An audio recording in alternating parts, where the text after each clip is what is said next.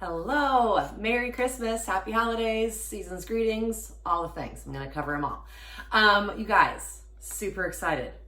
I have dipped into the recipe box yet again for a time-honored favorite, treasure, another one in my mom's handwriting on the recipe card. I just have to do it because it's Christmas and I make so many of her things during this season. So you can see it's got some water spots and some extra little notes that I've made as I've made this over the years.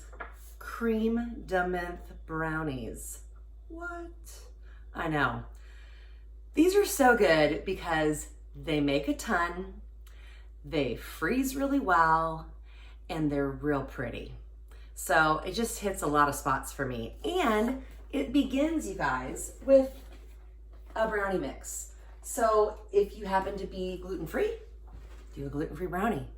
Obviously, if you don't do sugar, this is not your recipe. But it's nice because it kind of has a little bit of an easy element. There's really 3 steps to this one. You bake a brownie in a sheet tray, and then you do the mint frosting, and I use Creme de Menthe. We bought this many years ago, and you can see there's still quite a bit left because I don't use a ton of it.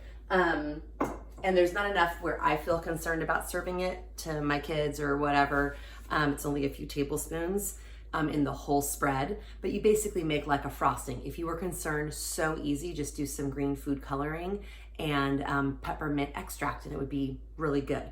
But anyways, or plain mint extract you could do. But you do the brownie, then you do this layer of frosting, and then you pop it in the fridge, let it get a little bit cold, and then you do this like melted chocolate chip butter thing, almost like a really thin runny ganache, and you spread that nice and thin, then you put it back in the fridge, let them harden, and then you cut them, and they're just these really pretty like brown, green, and then brownie layer. It's so pretty. They're so good and easy, and we gobble them up. But I'm making them now. It's a little early, but I'm gonna freeze them, and then I don't have to have them like right in front of my face. So let's get started on this one. I cannot wait to introduce you guys to Creme de Menthe brownies. All right, guys, so I prepared my brownie mix according to the package, and it's actually 2 mixes. I used to do it with just one, and it was always a real challenge to get it to fill the pan. So I put down parchment. You don't have to do that, and then I still sprayed it as well. That's just to ensure that it doesn't stick. And with just a little spatula, you wanna just spread this evenly in the pan. And then baking it, everybody's oven's always, I think, a little different. And these are so, like, you cannot watch these carefully enough because they can go from being like perfect to being like crunchy, crispy around the edges really fast. So, I got a few spots that didn't quite mixed, that's okay. I always start with about 12 to 15 minutes and I check it from there. It's at 350 degrees, so this will go in, and then I will start kind of checking it, looking for like real dryness around the edge. Basically, it looks a little bit dry around the edges. I'll take a toothpick, stick it in the middle, and if that's done enough, then I think I'm good, and I pull them out. So that's step number 1. All right, y'all, it was a patient process. Brownies have cooled. Yay, almost. They're still slightly warm. Got my powdered sugar already measured out, 2 cups of that, a stick of butter, and this is a little tip. If you want your butter to soften quicker without having to melt it, like I know you can do it in the microwave, but I sometimes feel like it gets an inconsistent consistency and you don't want to melt it to make the frosting part.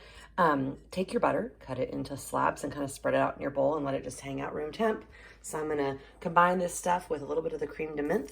Again, if you wanted to go non-alcoholic completely, you could do a mint extract with some green food coloring. So show you what it looks like when it's all fluffy. Look at those piles of frosty, mint, sugary, creamy goodness. So I kind of dole out 3 piles so then I can kind of spread evenly. And this is called an offset spatula. It's where it's like a little bit of a curve and it just makes it easier to get a good angle when you're spreading. So if you don't have one of these, I use this little tool all the time. It's a little different than using a knife, which would be flat. Doesn't give you quite the same angle. So basically, guys, you're just frosting the tops of the brownies. That's it. And again, it is important to let your brownie cool, because otherwise this would then start melting and become like liquidy, and you don't want that. So this is really honestly such an easy, I guess it's not really a Christmas cookie, it's more like a bar of sorts, but a Christmas treat. It just is a patient process. So usually this is something I do when I know I'm going to be home and I have other things I'm doing, or put on a Christmas movie, or, you know, do other chores or things you need to get done while you let stuff cool. So once I get this all spread, I will then pop this into the fridge and let this mixture of kind of the frosting set and get firmed up, because the next thing I will put on is some melted chocolate that will be warm. And this butter, you know, frosting situation needs to be nice and firmed up so it doesn't become super liquefied. So that will be next. So after that, I'll put this in the fridge, and then I will see you when I'm gonna spread the last layer. Oh, I cannot wait to demo these for you. Okay guys, last step.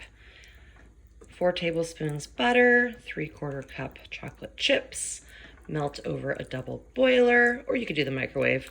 I just like to do it this way. It's how my mom did it. Feels kind of like the old-fashioned way. I just take a heat-proof glass bowl, put it over a little pot with just a touch of water in there, like just 1 inch of water. You don't want the water to touch the bottom of the bowl. And then you just put it on like a medium-low temp. And the big thing is you don't want water to like bubble up and get into here, because the chocolate can do what's called seize and kind of like get separated and be weird. Although the butter does have some water in it as well. But this will get melted, and you don't want it to be super hot, but I will get it all smooth, and then once I will set it aside for just a second, let it cool down a touch. Then I'm going to spread it on top of the brownies. Cannot wait. Brownies are cold. Frosting, I can touch it. Nothing sticks. It's kind of a good indicator. My chocolate I've let cool, hopefully not too much, but it's pretty warm. So you kind of have to work quickly. So I will be spreading this on here like this. I always get a little nervous that I'm not going to do it right, but you guys, even if you swirl the chocolate and the layers together, it's not the end of the world. It all still is going to taste amazing. So that goes on here. Got my handy offset spatula again, and I just start kind of working from the center and spreading it out. Now the one thing too is that while this chocolate is warm, it's hitting something that's cold, so it's going to cool it down while you're spreading it. So this is just meant to be a really thin layer. It's not going to be super thick, not as thick as the frosting, for example. So don't get too nervous. You just got to kind of keep working it back and forth till you get the right thing. But you get the idea. And then one more moment of letting this kind of cool, and then I can cut the brownies. Creme de Menthe brownies are coming to us soon. These coming to me. You got to make them, and then you can have them. All right, I'll see you in a sec. You guys, do you see the layers? Maybe we need one more close up. Look at that. Brownie, thin layer of frosting, chocolate on top. They smell so good. I kind of cut them a little big. I normally do them like kind of in like, almost like a long skinny finger, but oh well. I can go back and cut them smaller. But here's why I love these before I test taste.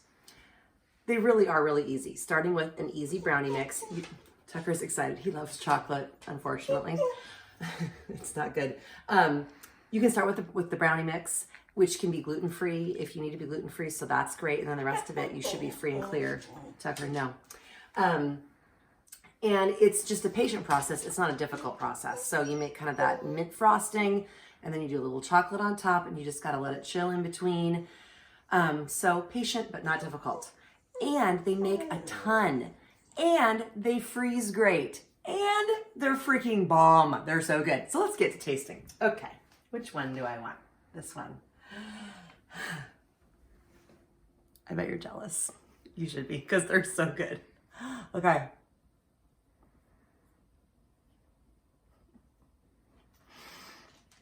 I feel like I could cry. Little Christmas minty tears of joy. These, I think they're my favorite, honestly, because I don't make them but this time of year ever.